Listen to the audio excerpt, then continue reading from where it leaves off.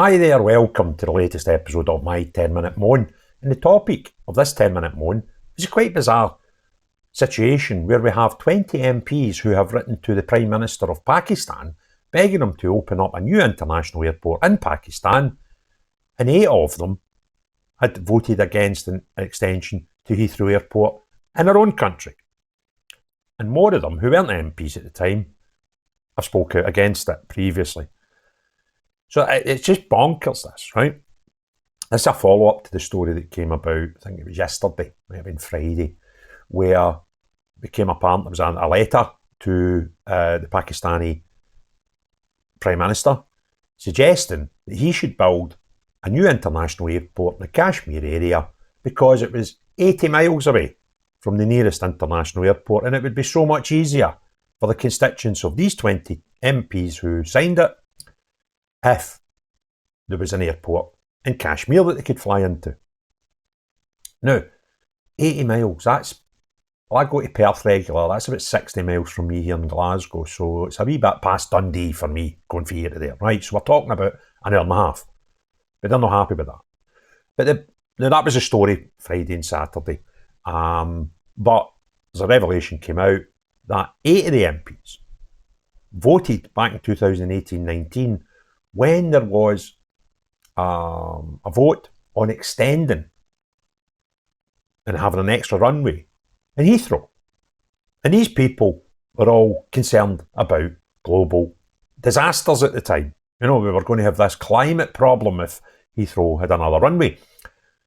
These climate problems obviously disappear the further east you go around the globe. Or, have Pakistani Airlines, have they figured out a way of suddenly having zero CO2, because that's the sort of nonsense these people were concerned about, and it was Heathrow that was possibly, and as it turned out, it has now been passed to get an additional runway. Now in January, one of these MPs that signed it, she wasn't an MP back when they voted for the extension to Heathrow, but she's Zara Sultana. Now in January the 29th of this year, that's like 8 weeks ago, she took to Twitter to say in 2018 the Prime Minister opposed a third runway at Heathrow. Now in the middle of climate emergency, his government is backing one. A complete U-turn at the expense of local communities and the planet. Reckless, short-sighted and indefensible. That was Zara Sultana, the MP, 2 months ago. She signed the letter, and she wasn't an MP back in 2018, so she couldn't vote on it. But so there would have been 9 if she was in earlier. So she's jumping up and down when it's the UK because of climate emergencies and all that nonsense. But she's signed a letter wanting a full airport, not an extra runway, right? A full new international airport in Pakistan, right? I'm kind of losing the will to live here because that's Pakistan's job. Certainly no our MPs' jobs, who are looking after people in their constituency, and certainly no our government's job, right? That's their job. And quite why they want to petition the Prime Minister of Pakistan is mental, right? So the story came to my attention in a website called newshubgroup.co.uk. And their headline was MPs campaign for airport in Pakistan. They oppose Heathrow expansion. 20 parliamentarians have signed a letter asking for an airport in Mirpur. 8 MPs that are campaigning for an airport to be built in Mirpur, Pakistan, voted against Heathrow expansion in 2018.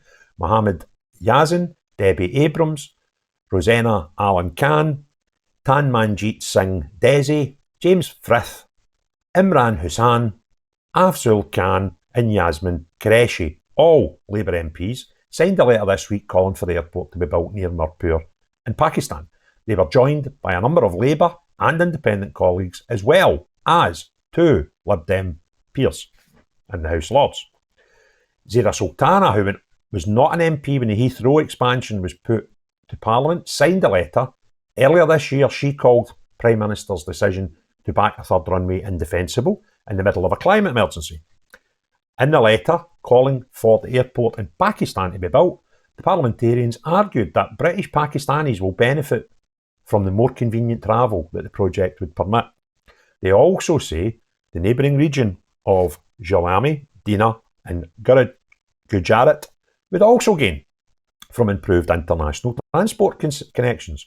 One signatory of the letter, Andrew Pakes, said in a tweet in 2012 that some people are obsessed with Heathrow expansion, but not a peep on other transport links. So he doesn't like air transport. He's looking for other types of transport at that time when it suited him. Also signing the letter was Dr. Rosena Allen Khan, the MP for Tooting. Previously, she tweeted that the environmental harm of Heathrow expansion will harm my children, my grandchildren, and generations to come. She either doesn't care about the people in Pakistan, or has changed her tune, or has realised it was a nonsense argument all along. She also celebrated with a tweet saying, "Fantastic victory for environment campaigners today at the Court of Appeal. A third runway at Heathrow is completely incompatible with our climate targets." She kind of forgot them, didn't she, this week? And that's kind of where we're at. And it beggars belief to me. It's these eco-warriors, these virtual signals, who pick and choose. If it's a climate disaster, it's a climate disaster. You shouldn't be wanting any more airports. Anywhere in the world, you should be wanting less. But when there's significant financial benefits to Heathrow and the surrounding area, then we really worry about climate. But when it's in Pakistan, we certainly don't. And I really can't be bothered with this two-faced approach people have. They're just flip-flopping all the time. And I think the reality is they somehow want to impress probably the people of constituencies. Now, I've not done it because I kind of think I don't need to do it, right, to stand by the claim I'm going to make. But I will guarantee you that these 20 people, apart from the two peers, obviously, they don't represent anybody apart from themselves, but all the MPs that signed it, 18 of them, I'll guarantee that they've got a heavily populated Pakistani constituency, with quite a high proportion of people from Pakistan. And it looks to me as if previously they were all pandering to the woke and the eco-warrior vote. And today they went, oh, well, that would be quite a good thing to get their vote. So what we'll do is we'll pander to them. When the two things that you're coming out with are totally opposing each other. You couldn't be further away from, we don't want an airport, yes we do, right? You have zero morals, zero scruples, and actually zero brains when you actually break it down and think about it. And it's a sad indictment that every one of them, 18 out of 20 will be getting paid 90 grand out of the public purse to be that stupid. And the other two peers, don't know what they're getting paid these days, but they'll be making about 400 or 500 quid a day in expenses when they bother turning up in Parliament and the House of Lords. So we kind of need rid of these people. We need to get sensible, normal people into these positions that will deal with things that are important and stop pandering to people and stop flip-flopping on what your morals are supposed to be. Because if you suddenly think, oh, we want a new airport. No, that's an extension. A brand new airport. Because it's 80 miles away from the handier one. Right? Then you kind of don't have any problems with climate change. So stop pretending. It's getting boring. It's actually getting boring. And one thing, just looked at the camera there. See this beard? You'll need to just take my word for it. It's grey. A lot of people have commented that I look as if I've got a blue beard and tired eyes. Well, I have got tired eyes because I've got my own new medication and it's knocking havoc with me a wee bit. I'm still sleeping too well and I'm getting all dryness and stuff. So I thank you for those who have been concerned about my health. I do appreciate that.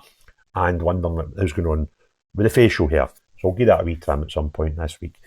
However, if you want to help the video get pushed out more, you can do three things. One of these things, two of these things, or all these things will help. You can click the thumbs up button. That does wonders. You can make comments, or you can click the share button. And also, if you've not already done so, please consider subscribing and hitting the notification bell for the channel. And if you do like my videos and you're new to the channel, you'll get a wee video down here at the end that YouTube will put on. That's one that you have not seen, that they think you'll like, using their recommendations. So, the most important thing of all though, unless you're one of these politician types that flip-flops, doesn't have any morals, and just spouts out whatever nonsense you think's going to appeal to somebody somewhere, then no you. But everyone else, have a great day. Cheerio, bye now.